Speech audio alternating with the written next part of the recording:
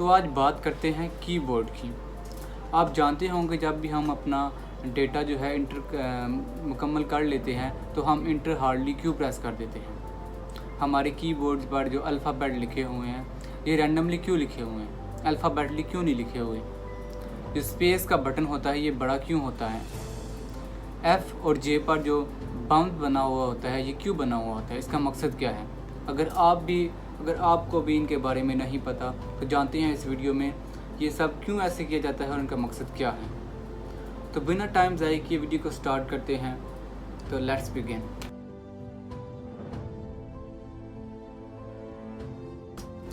तो अस्सलाम वालेकुम दोस्तों, मैं हूं अरसलान अली और आप देख रहे हैं अरसलान अली यूट्यूब चैनल। तो बात करते हैं सबसे पहले हमारे कीबोर्ड पर जो अल्फ़ाबेट लिखे हुए होते हैं ये रैंडमली क्यों लिखे हुए होते हैं।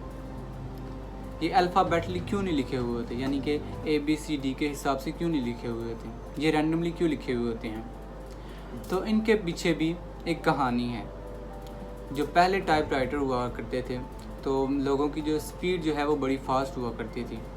तो जब वो फास्टली इंटर किया करते थे तो कीबोर्ड जो है वो जैम हो जाता था, या कोई ऐसे अल्फ़ाबेट होते थे जो ठीक इंटर नहीं हुआ करते थे, यानी कि प्रेस नहीं हुआ करते थे और जो है काफ़ी मुश्किल होती थी इस वजह से। तो इसका हल निकालते हुए जो कंपनी के मैनेजर हैं उन्होंने जो है जो ज़्यादा यूज़ होने वाले अल्फाज हैं उनको सेंटर में लिखा हो, जैसे कि ASDF जो है इनको सेंटर में लिखा गया। आपने देखा होगा कि जो ASDF वाले अल्फाज हैं वो ज़्यादा यूज़ होते हैं, और इससे जो कम यूज़ होते हैं WERY यानी कि ये जो रो है वो कम यूज़ होती है, यानी कि ASDF वाली रो से WER वाली रो जो है कम यूज़ होती है।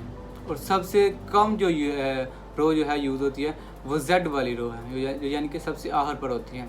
आपने भी टाइपिंग करते हुए कभी गौर किया होगा जो सबसे कम रो जो है यूज़ होती है, ये नहीं मैं कहता कि बिल्कुल ही नहीं यूज़ होती है लेकिन कम यूज़ होती है। कुछ ऐसे अल्फाज होते हैं, हो सकता है हम सारा डेटा एंटर करें उसमें से कोई नंबर जो है हम प्रेस ही ना करें। तो इस तरतीब से उन्होंने जो कम यूज़ होने वाले अल्फाज हैं उनको सबसे लास्ट पर लिखा है, जो ज़्यादा यूज़ होने वाले अल्फाज हैं उनको सेंटर में लिखा गया। इस तरह जब टाइपराइटर पर भी जब टाइपिंग करते हैं तो वो इजीली टाइपिंग हो जाती है, कोई मुश्किल नहीं आती। तो इसलिए इनको रैंडमली लिखा गया है। तो अब बात करते हैं स्पेस की। स्पेस का बटन इतना बड़ा क्यों होता है। जैसे दूसरे अल्फ़ाबेट के बटन हैं इस तरह स्पेस का भी रखा जा सकता था। इतना बड़ा रखने का मकसद क्या था, तो मैं आपको बताता चलूँ। जो स्पेस है वो यानी कि एक जो हाथ होता है उसके थंब पर जो है स्पेस आती है, दूसरे हाथ के भी थंब पर स्पेस आती है। तो इस हाथ वाले जो भी अल्फ़ाबेट होंगे जब लिख लेंगे तो हम, यानी कि अगर लास्ट पर कोई भी फिगरा आपने लिखा है तो लास्ट पर S आता है तो आपने S लिखा और उसके बाद आप इस हाथ से जो है स्पेस प्रेस करेंगे। उसी तरह अगर दूसरे हाथ की बात करें, अगर इसमें F आता है या समझ ले I आता है या L आता है लास्ट पर फिक्रे में, तो हम इस थंब का यूज़ करते हुए स्पेस को प्रेस करते हैं। तो इसीलिए उन्होंने जो है स्पेस को सेंटर में रखा और दोनों थंब से किसी भी थंब से प्रेस किया जा सकता है।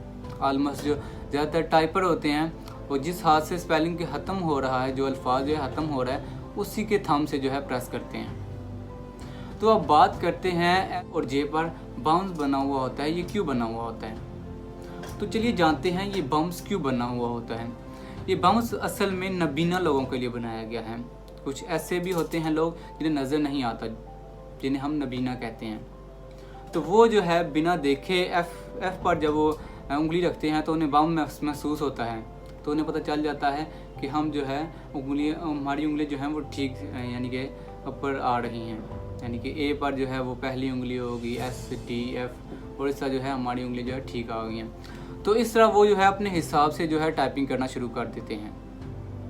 तो इसका दूसरा मकसद ये था कि अब जब रात के वक्त कोई डेटा एंटर कर रहे हैं तो आपको कीबोर्ड के ऊपर कुछ लाइट, यानी कि लाइट होनी चाहिए थी जो कीबोर्ड पर पड़े और हमें पता चल सके कौन सा अल्फ़ाबेट जो है कहाँ पर है। तो इसी मसले को उन्होंने दूर करते हुए ये बाउंस बनाए हैं ताकि हम इजीली हाथ रख सकें और उस क्विकली टाइपिंग कर सकें। और तीसरा मसला ये है कि अक्सर जो फास्ट टाइपिंग करते हैं लोग, वो कीबोर्ड की तरफ नहीं देखते, वो डायरेक्ट स्क्रीन पर देखते हैं और स्क्रीन पर देखकर ही टाइपिंग करते हैं। तो इसीलिए वो बाउंस बनाया गया है, वो बाउंस की मदद से महसूस कर सकें कि हमारी जो ये फर्स्ट वाली फिंगर जो है वो हमने F और J पर रख दी है, तो बाकी जो है उसी तरतीब से आ जाती हैं फिंगर। तो वो इसीलिए इसी तरह बगैर कीबोर्ड को देखे ही जो है उंगली अपनी जो है प्रॉपर्ली रख सकते हैं और इजीली जो है डेटा एंटर कर सकते हैं। तो अब तीसरे फैक्ट्स की बात करते हैं कि जब हम कोई भी जो है डेटा इंटर कर लेते हैं तो हम इंटर जो है हार्डली क्यों प्रेस कर देते हैं।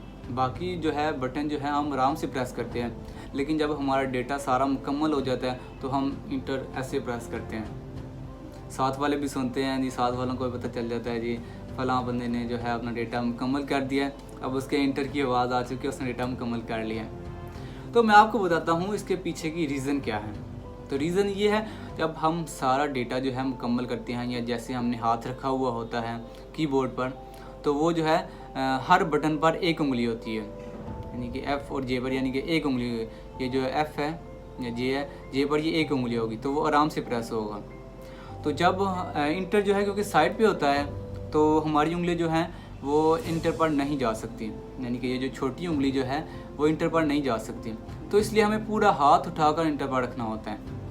तो जब हम जो है पूरा डेटा मुकम्मल कर दें तो हम जो है पूरा हाथ उठाते हैं, यानी कि पूरे हाथ की जो फोर्स जो है वो इंटर पर पड़ती है, तो इसलिए वो इंटर की जो है आवाज़ आती है हमें, और ये जो है साउंड जो है हमें बहुत अच्छी लगती है, क्योंकि इतना सारा डाटा मुकम्मल किया, लास्ट में ये साउंड सुनने को मिल जाए तो बहुत अच्छा लगता है। तो साथ वालों को भी पता चल जाता है कि फ़लाँ बंदे ने जो है अपना डेटा मुकम्मल कर लिया है, तो साउंड भी बहुत इंटरेस्टिंग लगती है ये जो इंटर की साउंड है।